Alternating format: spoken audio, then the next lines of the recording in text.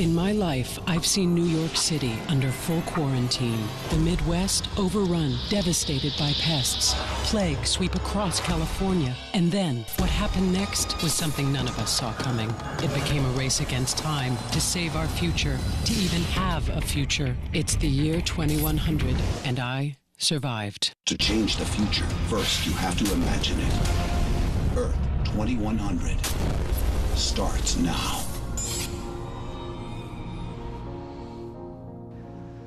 The idea that within this century, perhaps in your lifetime, our civilization could lie in ruins seems unbelievable. But according to some of the world's leading minds, that's not just a worst-case scenario. It's a real possibility. Good evening, I'm Bob Woodruff. Over the next 2 hours, we'll take you on a journey into a world that could await us and our children. 370,000 babies will be born today. And we've taken the liberty of creating one more. A fictional character we're calling Lucy, who will be our guide through this century. Her life story is not a prediction about what will happen, but what might happen.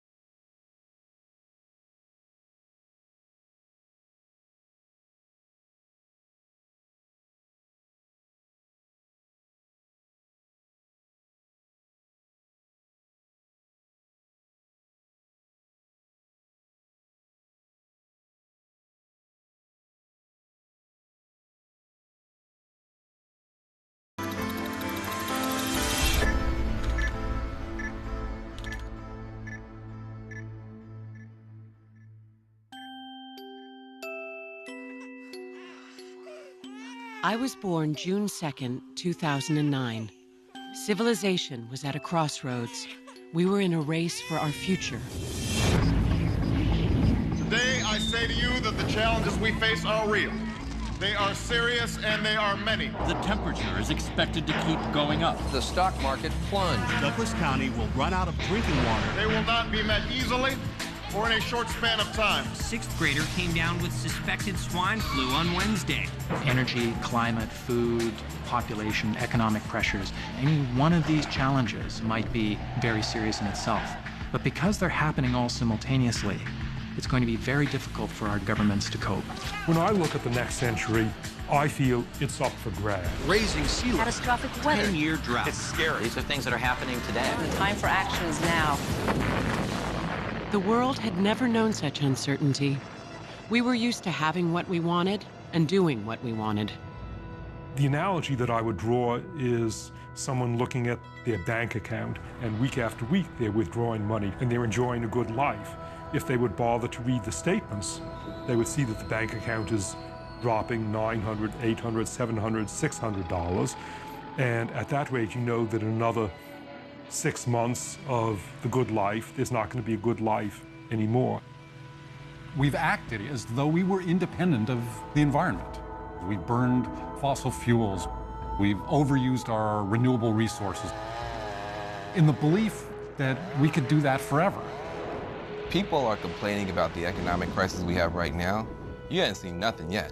You know, if we continue down this suicidal pathway that we're on, where we basically turn living stuff into dead stuff and call that economic growth, this will look like the good old days.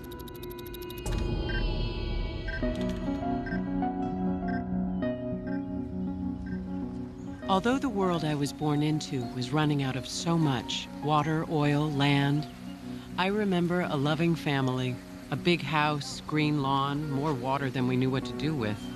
My parents must have known what was happening. We had a compact car and recycled. And it wasn't just us. Smart, imaginative people everywhere were working furiously on solutions. Our government was pouring money into alternative energy. It seemed like everyone was growing their own vegetable garden. Windmills were sprouting up all over. People were beginning to understand. But the clock was running out, and nature was always one step ahead. Flowers are blooming earlier, and trees are leafing earlier. Birds are coming back from migration much earlier. If you were to pull back from the Earth, what you would see is sort of a refugee movement, if you will. And species are moving their ranges farther north to get to cool, from south to north, and from the valleys up to the mountaintops.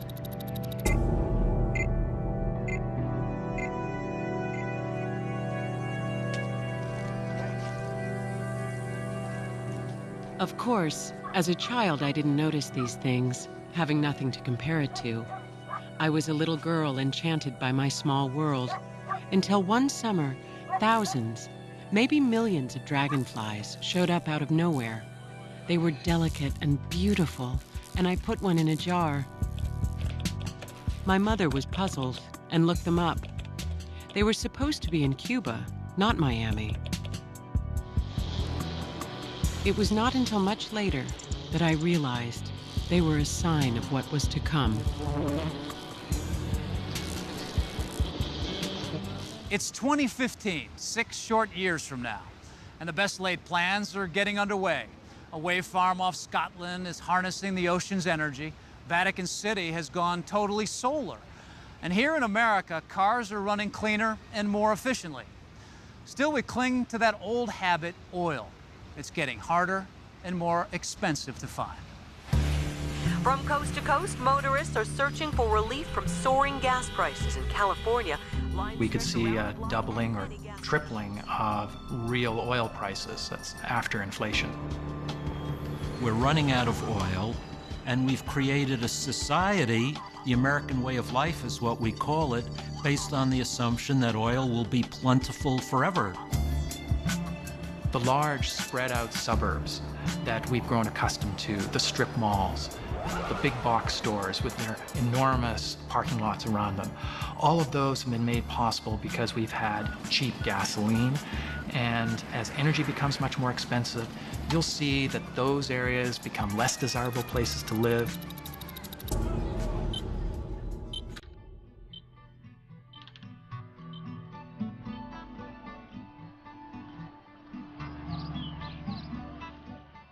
The first time I moved, I was 6. A lot of people were leaving the suburbs for the city. There were new jobs, and you didn't need a car for everything. My dad was going to work on the new streetcar system in Miami. And my mother told me we were going to live on the top floor of an apartment building. She said we'd see the palm trees below us. I was excited, but also a little sad to leave. The agriculture system is almost wholly dependent on cheap oil. Tremendous amounts of diesel fuel that are used in planting and harvesting, and then moving the stuff all these vast distances. By 2015 in the United States, add about 20 million people to the population, and then just play out what that does to consumption patterns. I mean, the number of people that we've got to feed. There's just basically this slow creeping tension for natural resources. As the American way of life becomes increasingly unsustainable, the rest of the world will be trying to catch up. The Chinese like cars, and they like big cars. You have 14,000 cars added to China's roads daily. Incomes are rising really rapidly. They're moving into meat-based diets. You need 10 pounds of grain to get 1 pound of meat. There is simply no way that the rest of the world can start eating meat the way we do. If everyone in the world consumed as much as the average American, it would take the resources of 4 Earths to support the planet's population. Which raises the question, should the rest of the world consume less, or should we? American habits, though, are hard to break. We in the U.S. have gotten used to the idea that we're somehow immune to natural limits, and it's the other people who are going to suffer. Good morning, Miami. The summer of 2015 is on track to become one of the hottest in history. Temperatures are expected to be in the triple digits. My mother and I were waiting for gas. The line went around the block and then some. Nothing new. But this time, the line had stopped moving altogether.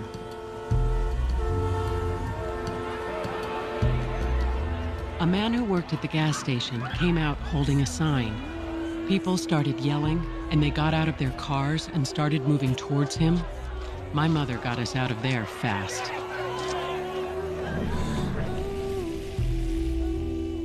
I've been staking out an area that's been hit hard recently by gas snatchers. Now look at him, he gets out, walks right up to the car.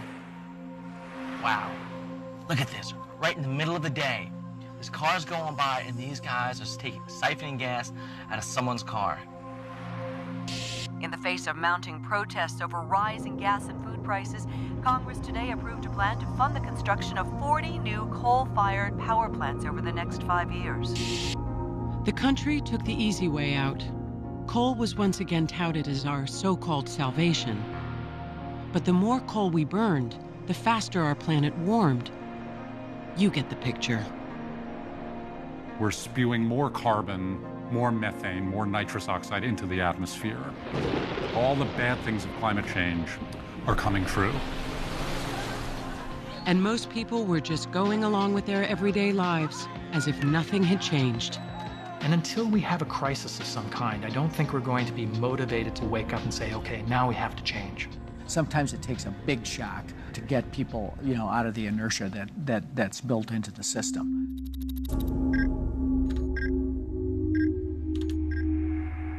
They are calling it the storm of the century, Hurricane Linda, packing Category 5 winds. Big storms weren't unusual, but this one was bigger than the others, and it was headed for Miami.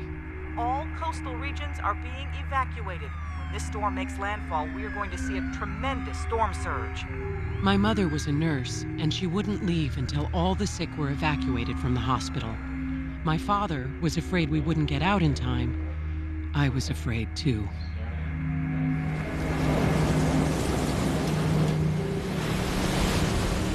Those who make the decision not to evacuate face life-threatening danger. Between the howling winds and those giant surging waves, Miami is a very scary place to be right now. 2015 is only 6 years away, but many experts say that if the world has not reached an agreement to massively reduce greenhouse gases by then, we could pass a point of no return. If we're still dragging our feet in 2015, it really becomes almost impossible for the world to avert a degree of climate change that we simply will not be able to manage. The longer we wait without addressing these challenges in an aggressive way, the more likely it is we're going to end up with really bad outcomes. This morning, in the aftermath of Hurricane Linda, we are seeing the first images of what remains of Miami.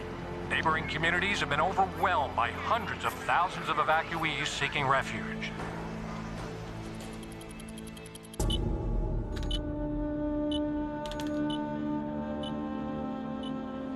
The evacuation center was as big as an airplane hangar.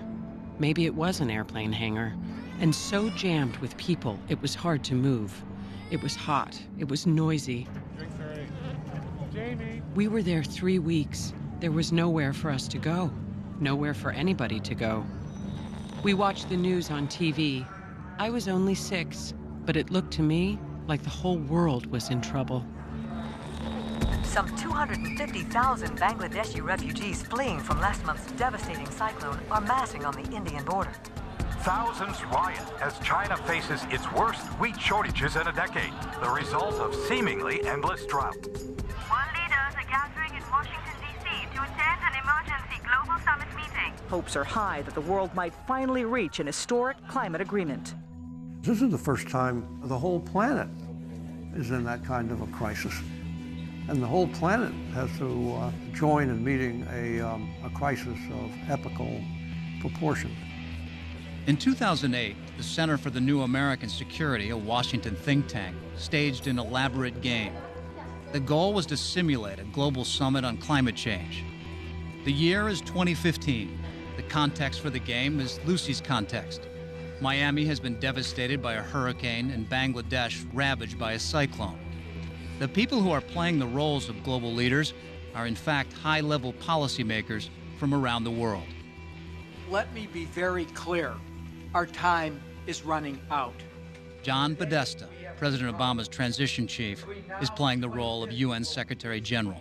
Indeed, today in October of 2015, no country, no city is exempt from the ravages of climate change, as we saw so tragically with a Category 5 hurricane that hit Miami. In the game, the Secretary General has asked for a 30% reduction in emissions by 2025. The U.S. team holds a closed-door strategy session. It's very important for us to strike that very positive leadership tone right out of the box. We have to be much faster and more serious about emission reductions. We need to do 30% by 2025. But there's a strong disagreement about whether the American public would be willing to make that kind of sacrifice. Basically, the odds of a 30% reduction in the United States in 10 years is zero. The world is going to hell in a handbasket. And we're saying, gee, can we stretch this out a little bit? Even if the United States were willing to make these reductions, this is a global crisis that needs global action. The U.S. calls a meeting with China. We have an inherent responsibility to our people to take actions. In 2015, China and India are in fact projected to account for more than 30% of the world's carbon emissions. But in the simulation, they're unwilling to agree to a treaty they feel limits their economic growth. For both countries, the issue is fairness. The Western countries went through a very energy-intensive development process, became rich by burning coal and burning oil. Can countries like India and China do it without burning as much fossil fuel as the West? We have to grow greener. You have the technology and you have the capital, and you're prepared to help us grow on a greener path. China and India say they will agree to the cuts in greenhouse gas emissions only if the West hands over the technology needed to do so. China would wish to get the technology for the third generation of nuclear power plants. But Europe and the U.S. refuse. The technology belongs to private companies. Instead, they offer to help pay the costs of switching to cleaner energy. You do the emissions reduction, and we give the money for the emissions reduction that you've done. Because if simply, you have the money, but you do not have the technology, and then you cannot reduce the emissions. The whole summit hinges on whether they can come to an understanding. So we're not putting any pressures, we're just offering, and I think it's a good offer. We do not accept the offer.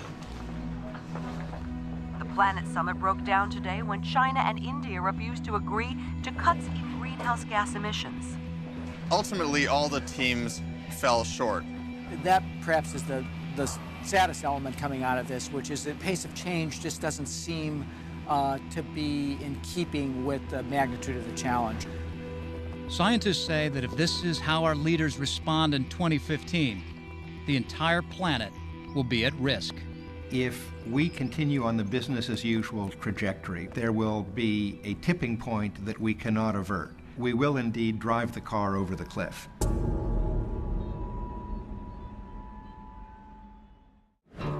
There was a story my mother once told me I'll never forget. But at this point, that adaptability is actually a real threat to our existence.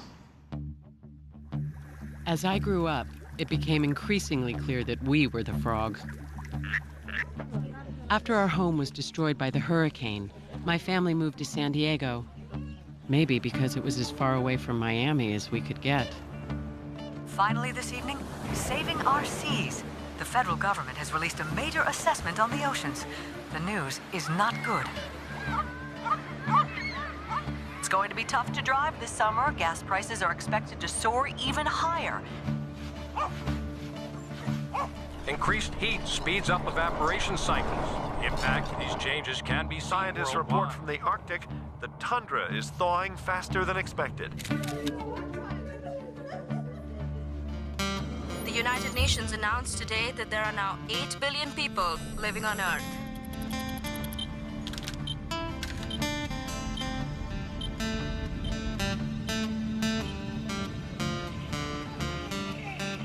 It's amazing what you can come to take for normal.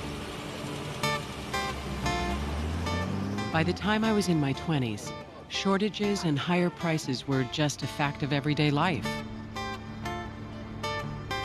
After high school, I decided to train as an EMT.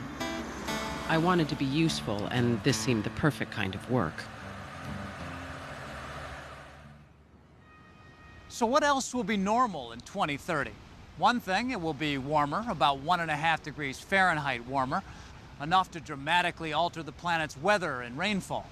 Canada and Siberia, for example, will be wetter and hotter. But for much of the world, rain will be scarce, and so will its most basic need, water. By 2030, 2/3 of the world's population will be under water stress.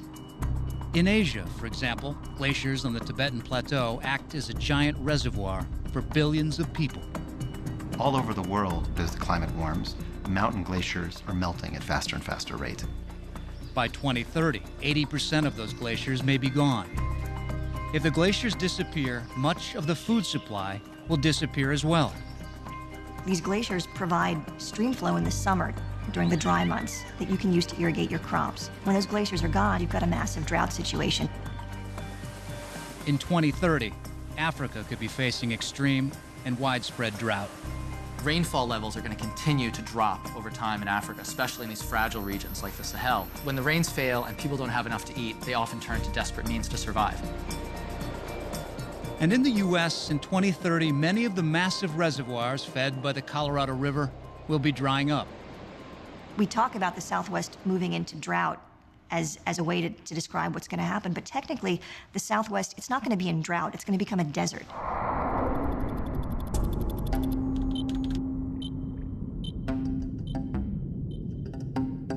In San Diego, they were ahead of the game. In 2009, they had started building huge desalination plants. It took 20 years and cost billions of dollars, but it worked. The massive plants on the ocean turned salt water into fresh, and the city's water supply was restored. 400 miles inland, though, they were running out, and no one had enough money to build a pipe that long. So now we're here rationing water. I mean, people in Las Vegas are starting to totally panic. People in Phoenix are starting to panic too. When I turned on my tap this morning, this is what I get out of my tap. Something that will catch people's attention is the first city, rich city in the world that just runs out of water. 3 days after Tucson's taps ran dry, its parched residents finally got relief when a convoy of National Guard tanker trucks carrying 1 million gallons of water finally arrived. Anxious residents lined up to get their allotment.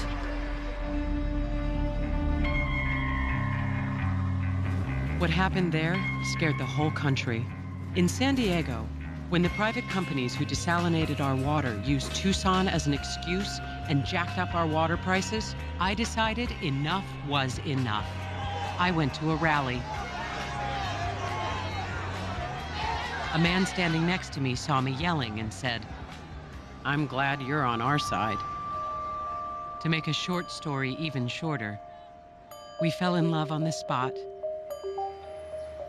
2 months later, Josh and I were married. A year later, our daughter Molly was born, with a head full of red hair. And the desalination companies? They backed down. We had won.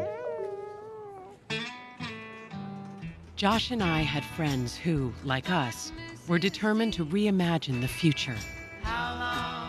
We were all of us optimists. Some of us worked on solar plants in the desert. Others tinkered with super-efficient cars in their garages. Still others designed fantastical cities on their computers. It was an exciting time to be young. But it was becoming clear that the problems of the world knew no borders.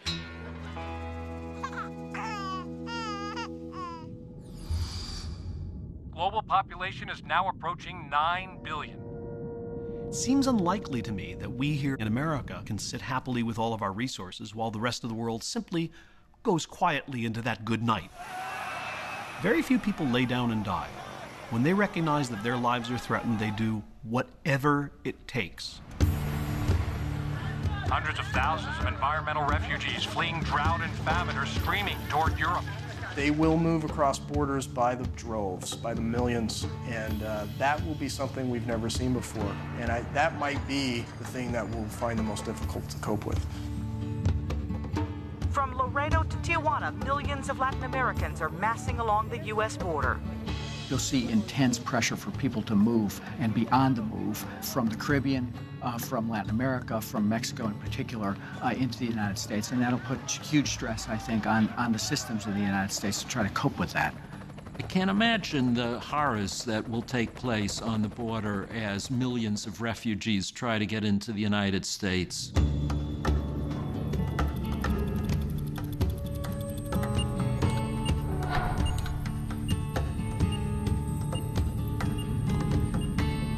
I was working the midnight shift when a call came from the border police.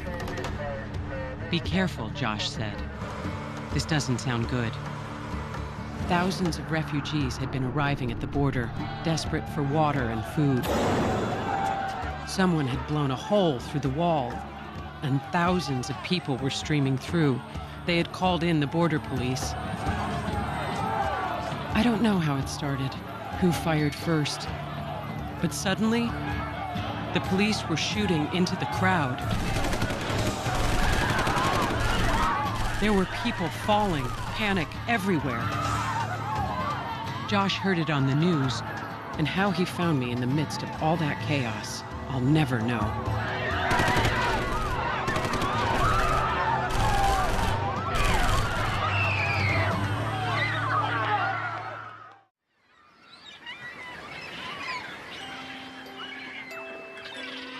In San Diego, Josh and Molly and I took long walks on the beach to look for birds.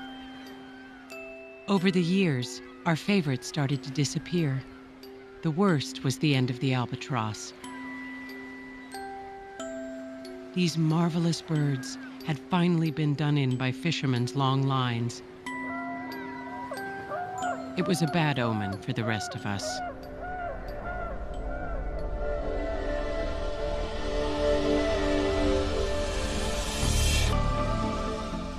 Probably a third of all species will be on an inexorable path to extinction by 2050. They will include familiar species like lions and tigers and bears, but there will also be huge areas of the planet which presently are really lovely and beautiful and diverse. Those places will have essentially disappeared. In the history of the Earth, there have been 5 mass extinctions in which at least half the species on Earth disappeared. They were caused by natural disasters, massive volcanic eruptions, rapid climate change, meteors hitting the Earth. Today, in the 21st century, we are in the midst of what scientists are calling the 6th extinction. And for the first time, it is being caused by a single species, us. When one species proliferates beyond any other, ultimately it sort of knocks out its own life support systems and it collapses. And in a way, that's what we're doing at every level around the world. Today in 2009, the idea that we could do so much damage to our natural environment that it could cause our global civilization to collapse may seem far-fetched. Think of all the signs of normalcy. Water is still coming out of the faucet in my kitchen. The electricity still turns on. I buy food at the supermarket. It seems inconceivable that our modern world could collapse. Every society that collapsed thought it couldn't happen to them. The Roman Empire thought it couldn't happen. The Maya civilization thought it couldn't happen. The Byzantine Empire thought it couldn't happen. But it did. And it usually creeps up on you unforeseen. At its peak, the Maya civilization numbered more than 10 million. They had astronomy. They had the only writing in the New World. They had great art. They were the biggest game in town. They are the equivalent of us in their era.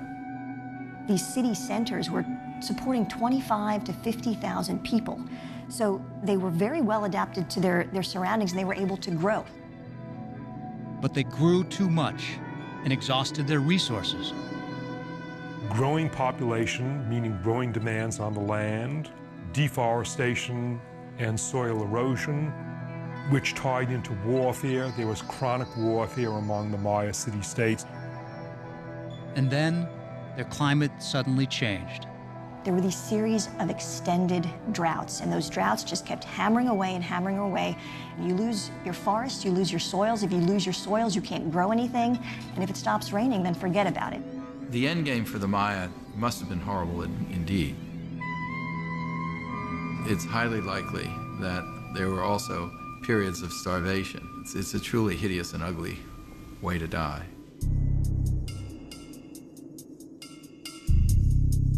The Roman Empire faced many of the same problems that we face today. It was kind of a precursor of our globalized economy. In just a few short centuries, Rome built an empire that stretched across 3 continents. As it expanded, the requirements for simply feeding its cities and feeding its army became so large that the empire couldn't generate enough food energy, enough grain, to adequately meet all its obligations. So there was a constant fiscal crisis and financial crisis. As resources ran out, their empire collapsed. The city of Rome itself went from 1 million people down to perhaps 30,000, and that was the largest city in Western Europe at the time. Civilizations in the past have lost the fight. I mean, they have collapsed as a result of the inability to deal with several different events going on at once. And so, I think the takeaway is that honestly, we're not that special. Easter Island, one of the most remote places in the world. It's hard to imagine that a civilization once thrived on such a barren island, but it didn't always look like this. Easter Island used to be covered by a forest of dozens of tree species, including the biggest palm tree in the world. But as their population grew, so too did their demand for wood. As they gradually cut down more and more trees, the trees didn't grow back rapidly enough to replace the trees that were being cut down. So sometime in the 1600s, the last tree was cut down. You saw all of the classic signatures of collapse. The population plummeted, there was starvation, and essentially they turned to cannibalism. The question is, what was that person on Easter Island thinking when they chopped down the last tree? The pattern is clear. Civilizations that grow too large and consume too much damage their own life support systems. As resources run out, they begin to fight each other over what little is left. Then they either starve or leave. But in our case, where can we go? I think Easter Island is the perfect metaphor because it's this small, fragile island sitting within the Pacific Ocean. It's very remote, and it no longer was able to sustain the population that lived there. It's no different than Earth being this small planet in a vast galaxy.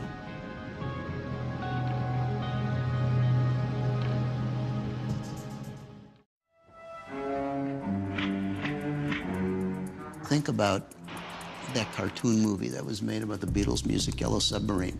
There was a creature in it. Hey, look who's back. Full speed ahead. Its head is a funnel that functions as a vacuum cleaner. And we're being swallowed. Lovely. Suddenly it's run out of things to point at. There's nothing left, so it's looking around for something, and finally it looks down. It sucks itself up, and then we have a blank screen. There we are. The moral of that story? By grabbing everything in sight, we'll end up destroying ourselves. And by 2050, the population is exploding. The rainforests are disappearing, and 9 billion of us competing for ever scarcer resources. A bad situation made worse by widespread drought and huge migrations of people. Life is changing for everyone, including Lucy.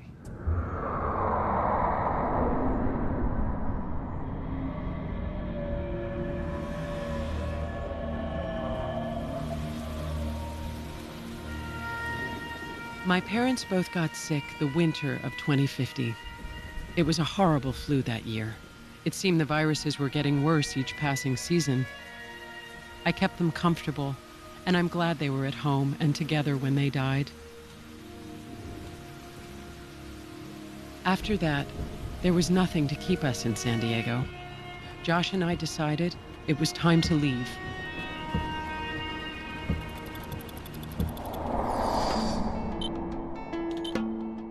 We were excited. Josh had been offered an amazing job in New York, working on the sea barriers designed to protect the city from the rising seas. There wasn't much room in the truck. We took clothes, a few books, and 50 gallons of water. Everything else we left behind.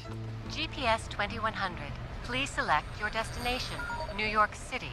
Calculating safest route.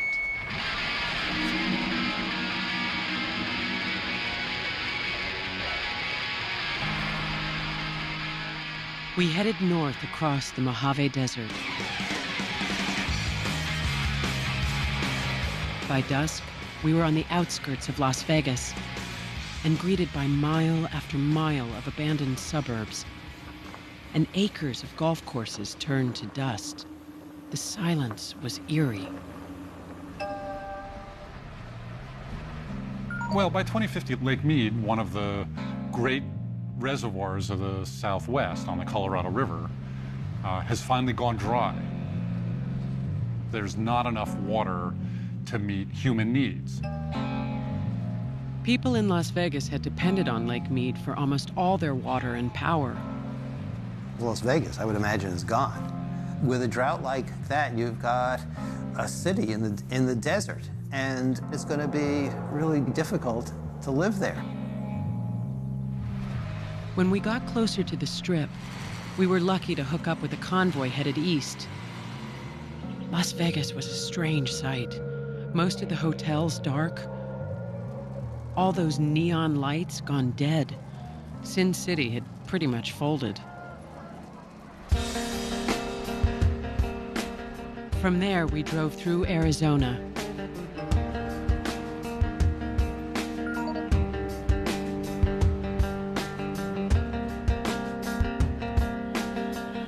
Daybreak, rising out of the desert, we saw something wonderful. These huge new solar plants, 50 square miles of reflectors. They hadn't been built soon enough to help Las Vegas, but one day, they were supposed to power the whole West Coast. It was comforting to know. There's tremendous possibility there. In the desert Southwest, there's a capacity to produce solar power and move it to where the great population centers in the United States are.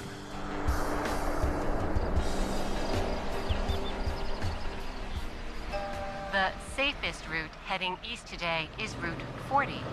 I think it would be almost impossible to do this journey unless you had some form of intelligence as to what areas are lawless or dangerous. I don't think strangers are going to be very friendly.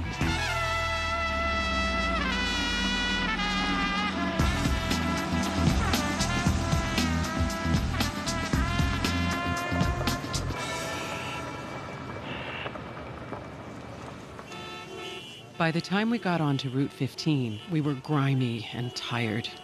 The scene in front of us had jolted us out of our days. Hundreds of people packed the road, all of them streaming out of the Southwest heading north. It felt like the Dust Bowl all over again. Think what it would be like if we have millions of neighbors to the south heading north because they don't have food and they don't have water. They shouted at us as we drove past. Molly was half out of the window, catching everything with her camera. Suddenly, a man grabbed her arm. He had a gun and pointed it at Molly's face. "Get out of the truck right now," he yelled. I'd never been so terrified. But within seconds, two men from the convoy pulled their own guns, and the man melted back into the crowd. We knew now just how dangerous the border regions had become, and how lucky we were to be headed east.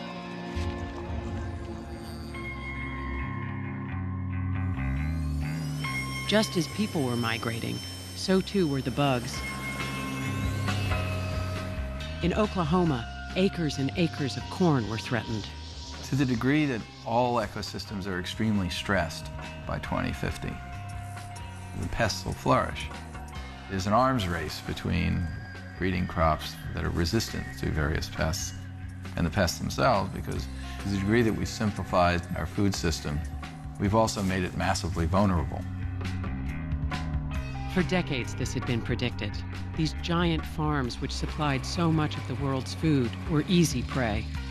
People get their seeds from single or just a few manufacturers, and they're genetically very, very similar. So if, in fact, an agent were to come onto the scene that was capable of infecting one, it would rapidly spread. Halfway through Kansas, we split off from the convoy. They were headed north to Canada. We went east to Greensburg, Kansas, leaving the devastation behind. Welcome to the Greensburg Visitor Center.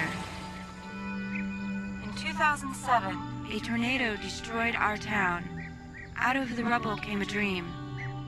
A town that was completely destroyed by a tornado but is being rebuilt as a global example of how clean energy can power an entire community, how it can bring jobs and businesses. This was a wonderful place, completely self-sustaining. They had been one of the first, and they knew what they were doing. They got their power from the wind and sun, their water from the rain, and they grew everything they ate. Feeling a lot better, we hot-seated it the rest of the way. Compared to the Southwest, the fields were green and fertile. We saw some communities like Greensburg. We wish there were more. The closer we got to the end of our journey, the better we felt. The next day, we hit the outskirts of New York City. New York City is engaged in the greatest urban experiment of our time. From skyscrapers that grow their own food, to an all-electric vehicle fleet, to clean and tranquil parks. Inspired leaders and creative minds are working together to create an urban paradise. I looked across the George Washington Bridge at the skyline and felt a surge of hope, but underneath ran a trickle of worry. With all we had seen, maybe we had seen nothing yet. By the middle of the century, I thought I'd seen it all. Storms, migrations, and droughts that had destroyed whole cities. But I had also seen so much more. Brilliant people everywhere were working furiously to change our future. I had a family, and together I thought we might be equal to whatever came our way. But I had no idea of what the future would hold. It's a new world, and not a better one as we catch up with Lucy, our fictional storyteller. The year is 2060. Past mid-century and into middle age for Lucy. At 51, she has grown up in a world of soaring population, dwindling resources, and intense climate change. The worst-case scenario, imagined by some experts, is playing out. But there are signs of hope, a growing global movement led by cities like New York.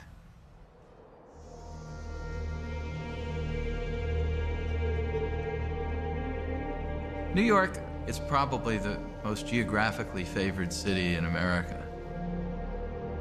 Great port, rich fisheries around it, this wonderful river that allows transport and access to great farmland. It's a center of the arts. It's been a center of finance. I think it'll continue to be so.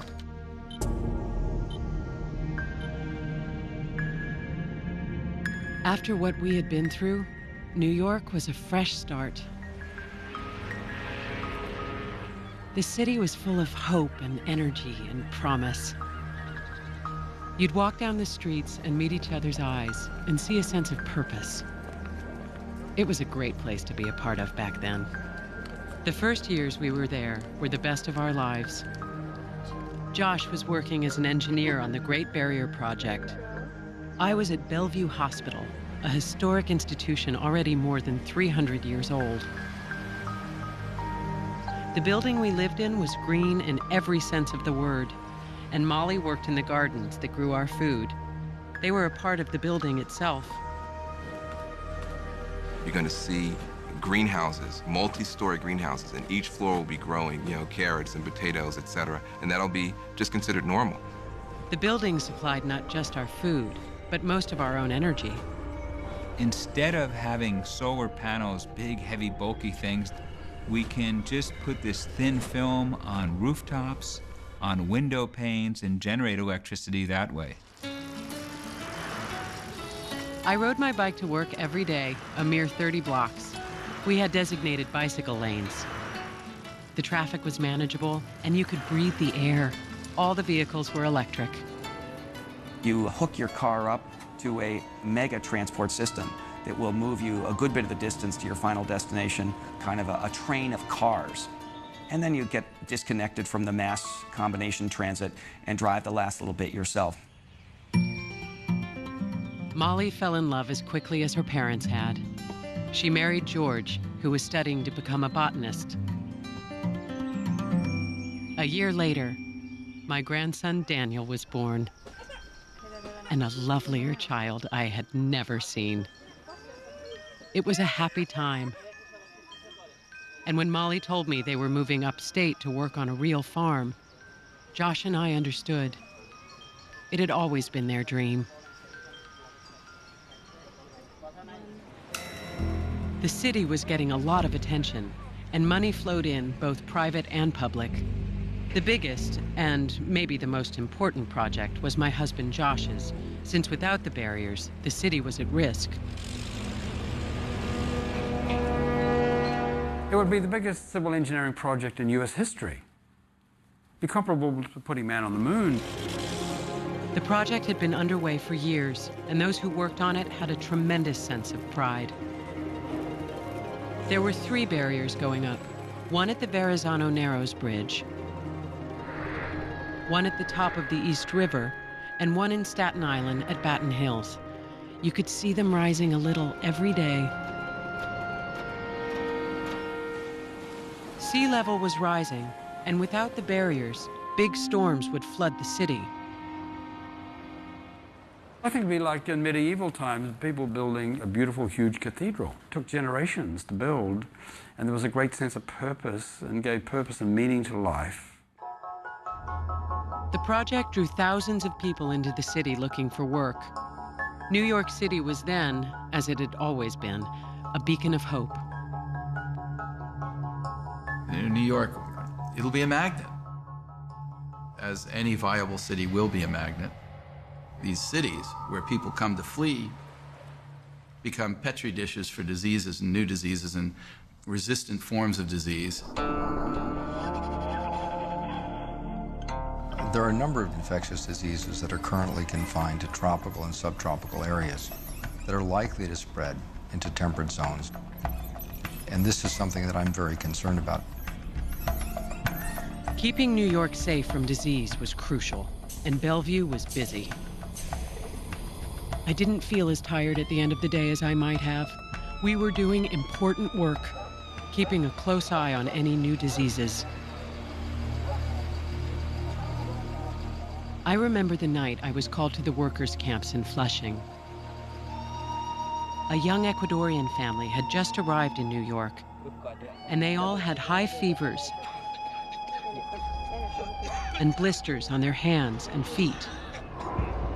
We sprung into action immediately, closed off the neighborhood, and called in the CDC. They knew right away they were looking at a new virus.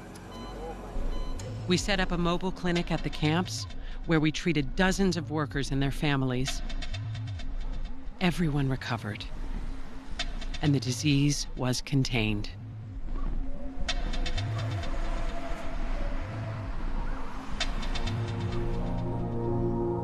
Imagine now the year 2070, and things are in danger of unraveling. Sea levels have risen nearly 3 feet, redrawing the map of the world. Island nations have disappeared. Much of Bangladesh reclaimed by the sea. Some of California's famous beaches gone. The Florida Everglades underwater. Now the richest countries are being forced to come up with innovative and expensive solutions. Lucy's husband, Josh, is one of the leaders.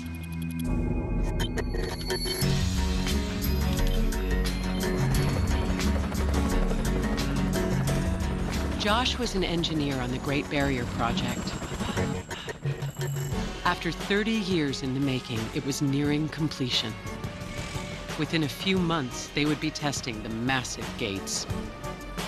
If I was the engineer in charge, I would be very nervous. But you would have practice runs, and during nice weather, you would say, all right, let's close the gates today and make sure everything's working right, it's not going to jam up. Josh was worried about something else, too. New York City's barriers, like others around the world, had been built on the assumption that sea level rise would be gradual. But it was becoming clear that might not be the case. Scientists say they are detecting a massive spike in the level of methane in the atmosphere. Climate in general doesn't change smoothly the way we're used to seeing projections from climate models. We find that the transitions from warm to cold or cold to warm, some of those transitions can be really, really abrupt. Abrupt meaning within the timescale of a decade, or sometimes even less than a decade. We knew there were certain things that could rapidly turn up the heat, but we didn't know what that tipping point would be until it happened. Maybe the tipping point is you heat up the tundra and the permafrost so much that there's a huge burp of methane and carbon dioxide out of those northern soils. Methane is a big worry in my mind because it's some 23 to 30 times more potent than CO2. An enormous reservoir of methane produced by decomposing plants and animals lies buried beneath the frozen Arctic tundra. It has been there since the Ice Age.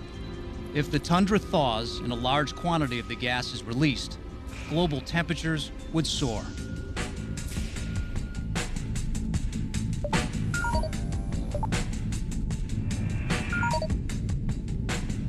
This is a bit like a light switch. You push the light switch a little bit and nothing happens. You push a little bit more and nothing happens. Then you push it a little bit more and it flips completely to a new state. The methane emanating from the Arctic could raise temperatures worldwide. A panel of experts is convening to recalculate how warm the planet drastically raise global temperatures. This is what specialists call a nonlinear flip or a nonlinear change. When that happens, we don't know what the consequences will be.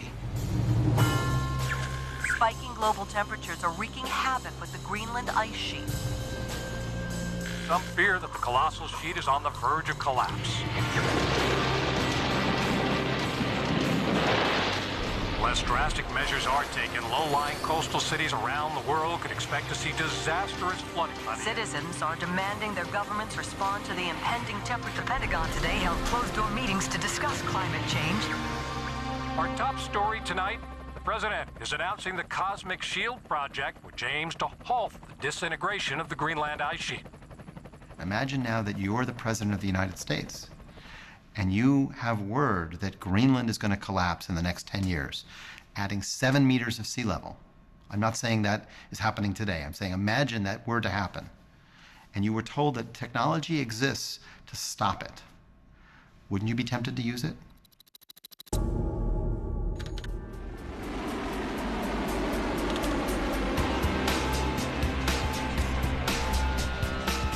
It didn't take long for the world to agree.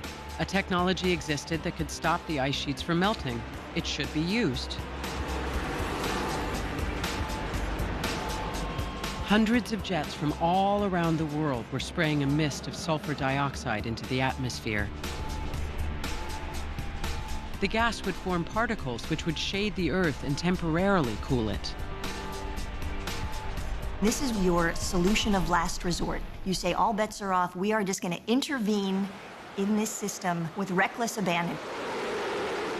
For a year, there were these spectacular sunsets. But what are the other consequences of those things? Maybe it would cool the Earth, maybe it would cool it too much. That might be a disaster in the opposite direction. Maybe it would cause some other environmental problem that we don't foresee today. The Earth cooled, but that was the least of it. Tonight in Washington, there's debate over whether to follow China and Great Britain and cease flying Cosmic Shield mission. We've learned that in all aspects of engineering, there are unintended consequences. The Surgeon General testified before Congress today on the health effects of further depleted. The cloud was burning off the ozone layer. Once that was gone, every living creature would be exposed to a massive dose of radiation. The experiment was halted. Once they stopped spraying the gas, the ice sheets continued to melt, but now at a quicker pace. Sea level rise would soon be measured in feet, not inches. If you end up with several meters of sea level rise, You change life as we know it. In New York, watchdog groups are now suggesting that storm surge barriers may be too low. Josh and the other engineers were working around the clock to try to build the barriers even higher, but we all knew we were in a race against time.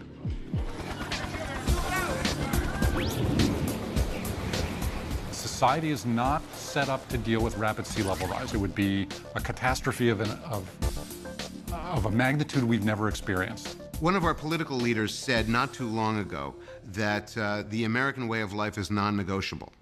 And we're going to discover the hard way that when you don't negotiate the circumstances that are sent to you by the universe, you automatically get assigned a new negotiating partner named reality. And then it will negotiate for you. You don't even have to be in the room.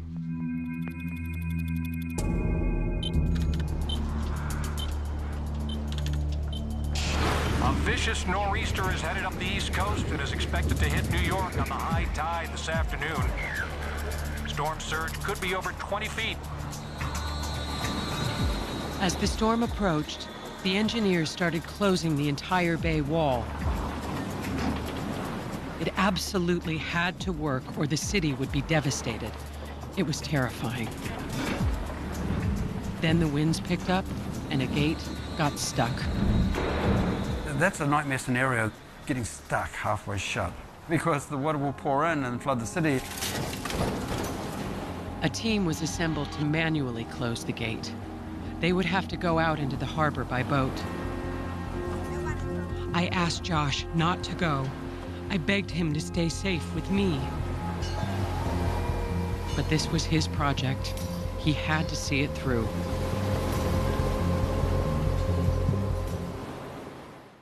Earth 2100. Cities abandoned, large parts of America suffering from drought, the possible collapse of civilization. The worst-case scenario in tonight's special broadcast sounds like something out of a science fiction movie, but it is based on the work of some of the world's foremost scientists and thinkers. If you want to learn more about how we developed our ideas, go to abcnews.com and click on Earth 2100. There you'll find an annotated script of the entire program. For each scenario portrayed in our broadcast, we have included the expert quotes and facts on which we base this vision of the future. All ecosystems are extremely stressed by 2050. You will also be able to view expanded sections of selected interviews.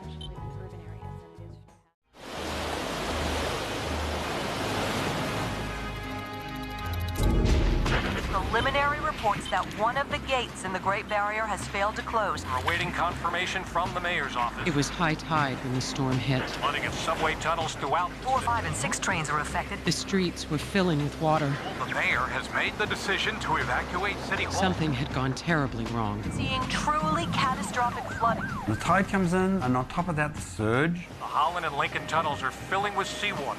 When New York begins to flood, it'll be total chaos. There's an evacuation order in effect. The Office of Emergency Management says we have to evacuate. But we've got a problem. The subway is full of seawater and is shut down. What do people do? Authorities are now telling anyone still in the city to remain calm and stay inside.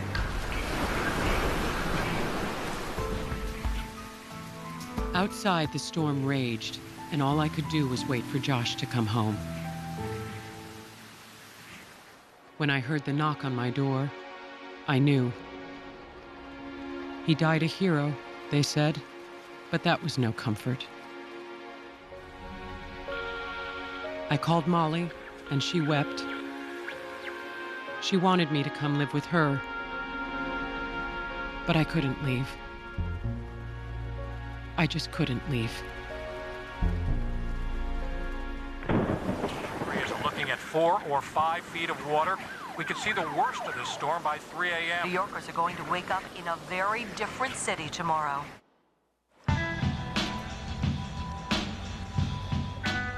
As the sun rose the next day, it was clear that both my city and my life had been destroyed. Battery Park fills up with seawater. Lower West Side, Lower East Side, southern Brooklyn, Queens is flooded. Kennedy Airport's flooded. Newark Airport's flooded. It's all going to be underwater. In the coming days, when the waters receded, the city was filthy and everything that could rot was rotting. People wanted to leave, but for many of them, there was nowhere to go. How welcoming will people be when New York or Boston sink underwater and all those people in their millions come to New England or to Pennsylvania? How welcoming will people be? I packed my things and set them at the door, but I didn't leave. I suppose you could say I was stubborn, and I was needed at Bellevue more than ever. There were millions who needed someone to care for them.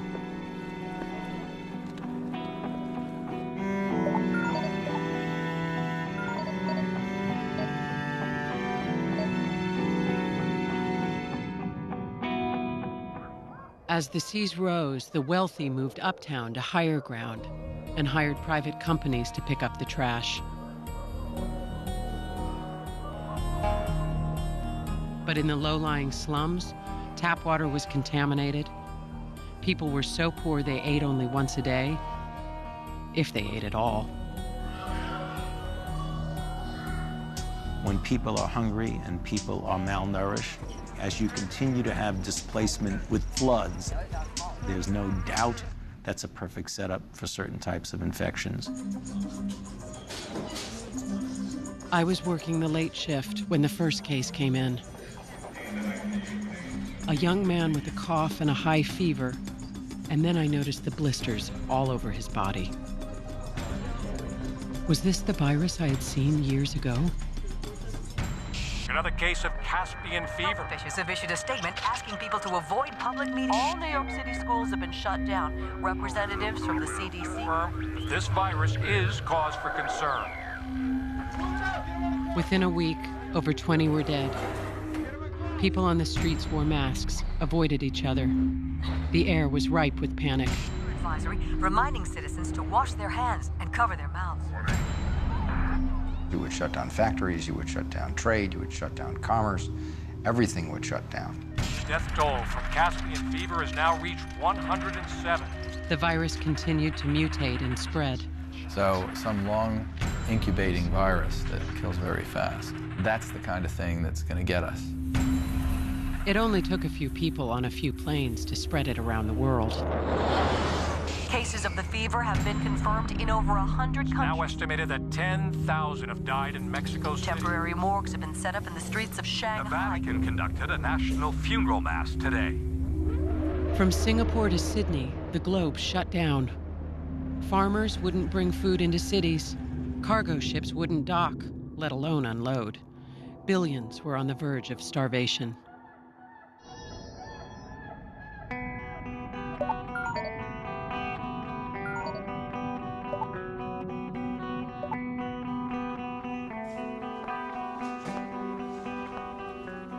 I saw hundreds of people die every day. I was immune, one of the lucky ones. It was hard to feel anything. There was too much to feel. You think about the effect that this kind of disaster would have. Everybody's depressed. What do you do with all the bodies?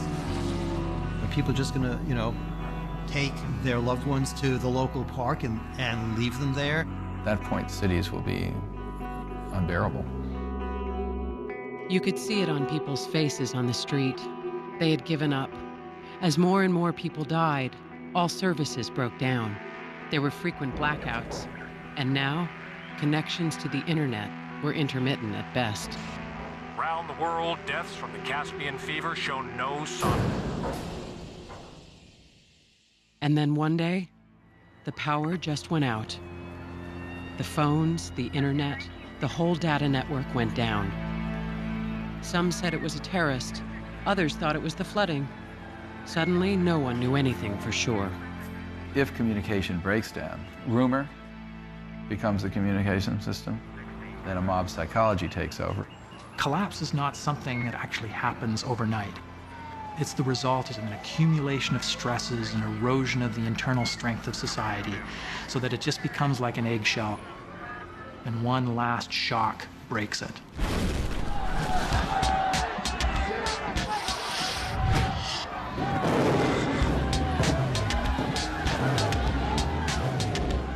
Looting was rampant. Most of the police force deserted. The mayor was nowhere to be found. We waited for the president or the National Guard to appear, but no one came. That's when it dawned on us that the government, like so much else, had failed. If the world breaks down, if globalization breaks down, then even the capacity of the United States to kind of manage a degraded global environment, I think, will come into question. What we'll see is the federal government being viewed as something not to be taken seriously anymore.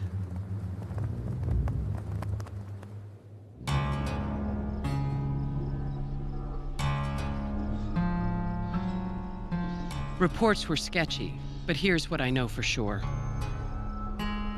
The virus continued to spread.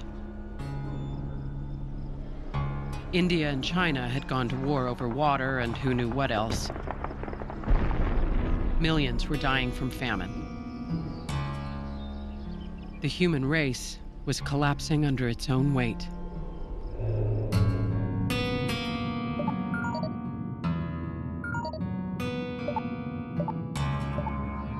By that time, I would guess that we will be seeing a substantial die-off of the human population. Most of civil society will have degenerated. I was 75 when I walked across that George Washington Bridge.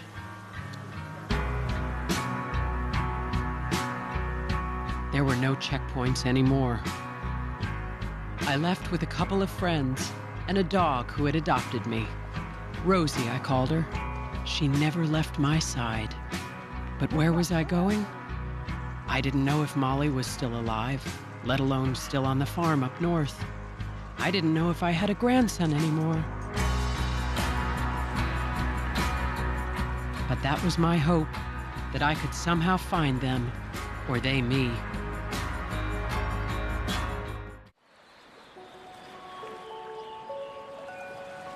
A few hundred years down the line, they'll look back and say, the Dark Ages began in the 21st century. Our city, beautiful city, was abandoned. And nature took over quickly, as it always has.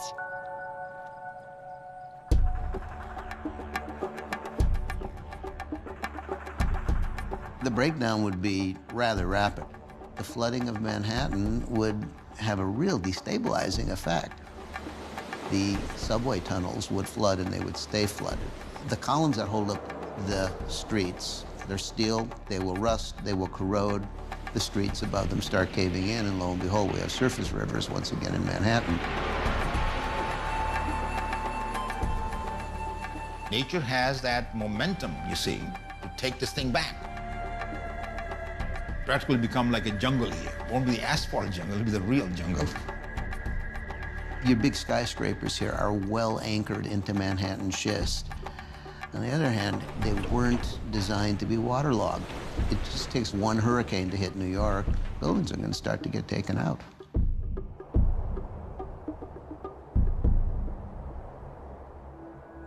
And it wasn't just the city. Our whole way of life had crumbled. But I found my daughter Molly and Daniel, my grandson. He was a young man now. Molly's husband, George, had been killed. Both of us were widows now. It is a hard life. The United States is fragmented into a million shards. We're all cut off from each other, each protecting what little we have. It would be a wrenching transition. It would be a catastrophic transition. It's something we don't want to experience.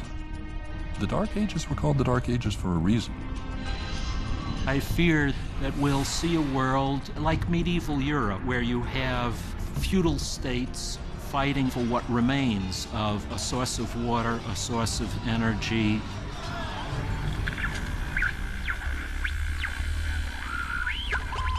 We managed to produce our own power and communicate over radio waves. The cities that have endured are now walled fortresses, jealously guarding whatever remains of the computer age. I'm picturing enclaves of affluence and wealth, but surrounded by vast masses of people who will be barely surviving. In effect, humanity could very well be in hell, where hell is defined as truth realized too late.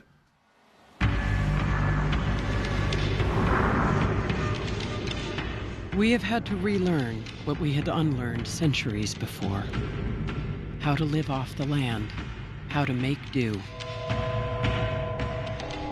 I think we'll see a world in which literature, the arts, democracy, those will disappear, largely disappear. How much of the wonderful scientific breakthroughs of the 20th and 21st century will still be retained?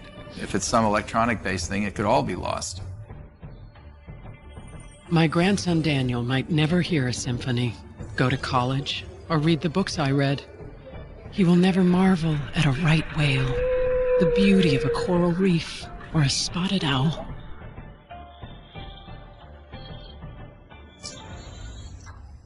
If you actually ever get outside and just kind of look at the wonder of the world, it takes your breath away. And I think to think of a world where somehow that is taken away is really sad.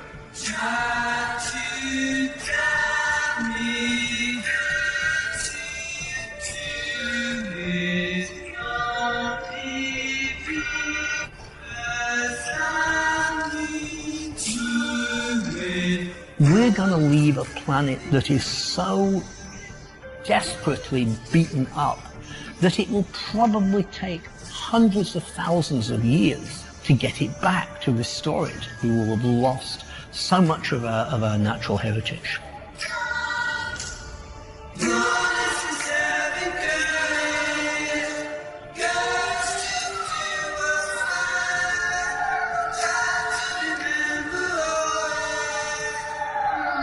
I can teach him poems and songs. I can tell him what I saw and what I learned along the way. I can try to tell him what is precious. What is precious? I ought to know that. They say I am the oldest woman on earth. With age is supposed to come wisdom. What is precious? This earth of ours. This garden we must tend. These people we love.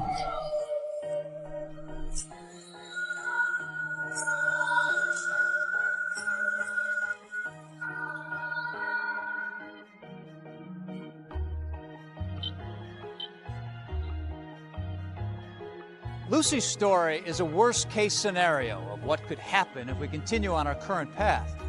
It's a wake-up call, a challenge for us to plan a different course. But our experts say we must act immediately. Where did Lucy's world go wrong? What can we learn from their mistakes? We turn back the clock now to show you a vision of a future we can still create. There's a future out there that's a much better future than the present that we're living in right now, to be sure. If we took the measures we should take, 2100 would be at the beginning of an era that we today would regard as paradise. We have a chance to get it right, to move from a disconnected, inefficient world of fighting populations to a sustainable planet. The problem we face today is how do we get from here to there?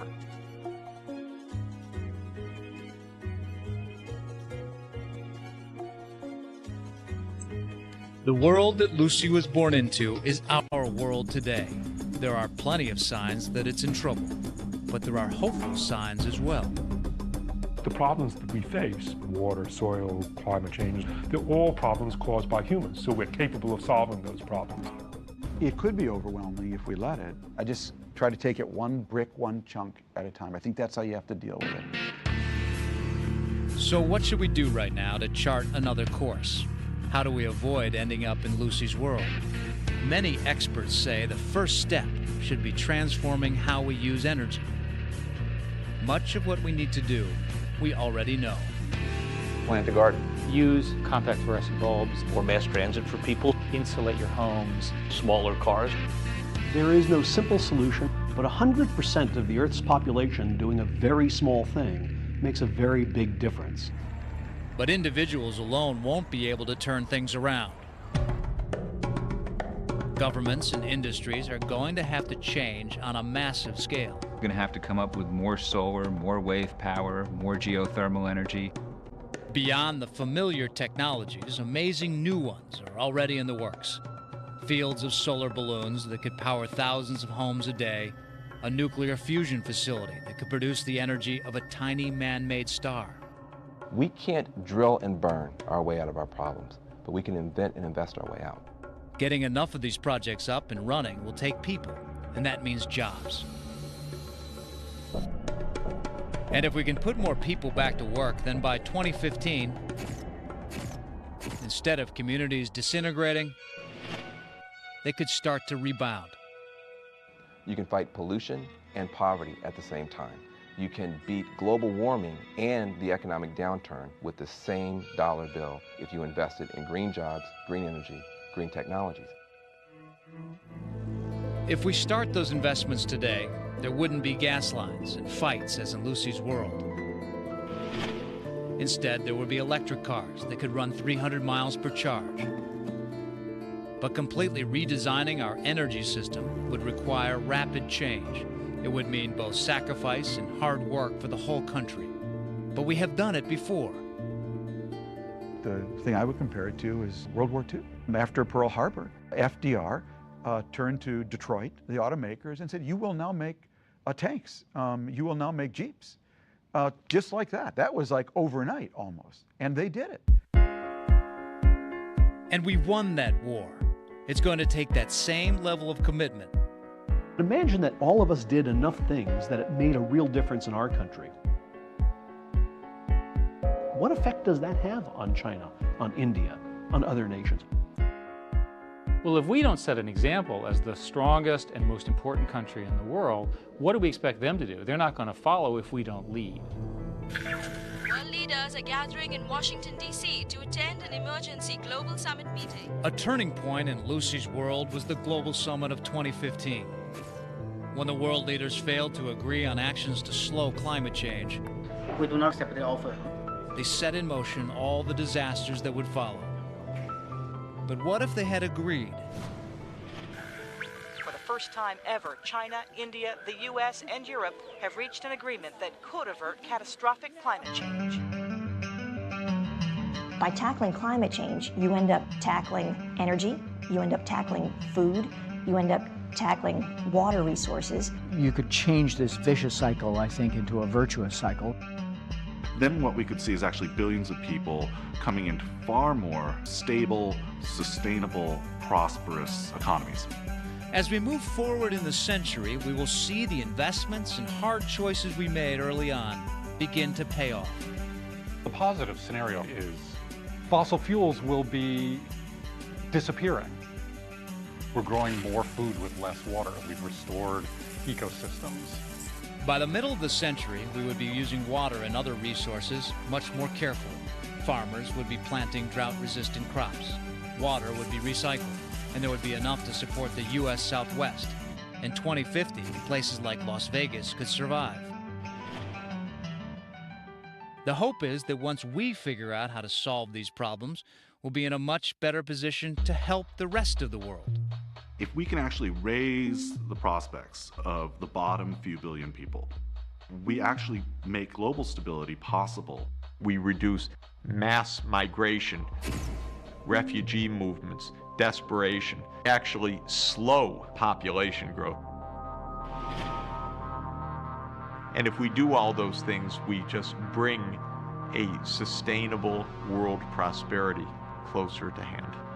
So there's a very good chance by about 2050, the worst part of the crisis having passed. It doesn't mean that there aren't going to be big problems still to face, but it means that we will have avoided sailing right off the cliff.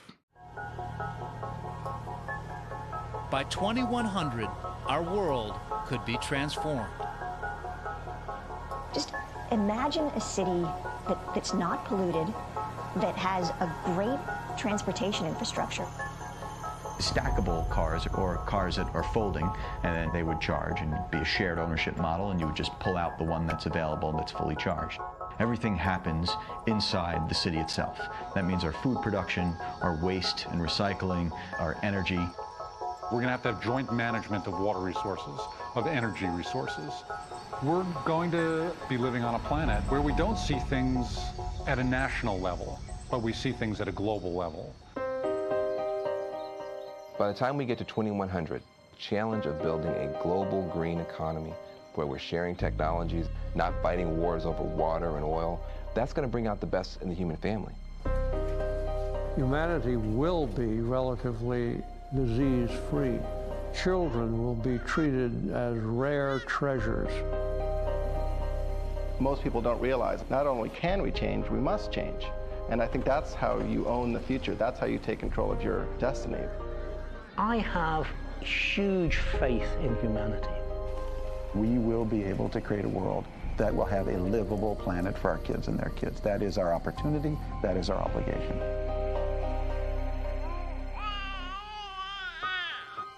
Kids born today will see us navigate past the first greatest test of humanity, which is, can we actually be smart enough to live on a planet without destroying it? In December this year, nearly 200 countries plan to meet in Copenhagen, Denmark. Their mission to draw up a strategy to finally come up with a global agreement to slow climate change and safeguard the planet. If you'd like to learn more about Earth 2100, or if you want to get involved in the solutions, go to our webpage at abcnews.com. I'm Bob Woodruff. For all of us here at ABC News, good night.